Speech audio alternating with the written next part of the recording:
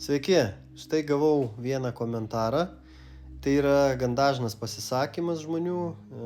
Aš nepūsčiau, nes gegnė supūna, ten rasos taškai susidaro ne toj vietoj ir taip toliau ir taip toliau. Žiūrėkit, biškį papasakosiu apie šitą dalyką.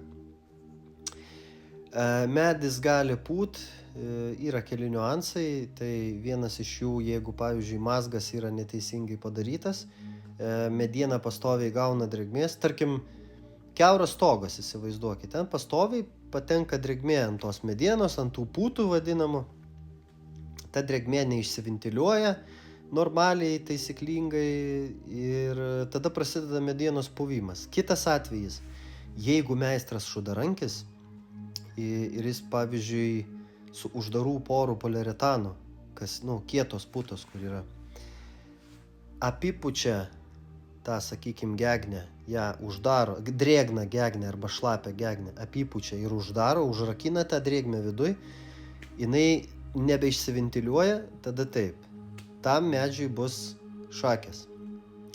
Bet jeigu, kaip ir sakau, teisingas mazgas, stogas pavyzdžiui, užsipučia atvirų porų poliuretanu, difuzinė plėvelė, penketukas makaronas, toliau latavimas ir danga.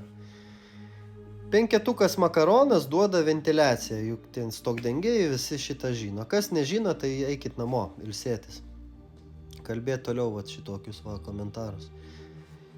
Ir išsiventiliuoja viskas tame tarpelį ir viskas ten būna gerai. Jeigu kyla kažkokių klausimų, apačioj yra mano telefono numeris, paskambinkite, aš jums papasakosiu detaliau. Iki.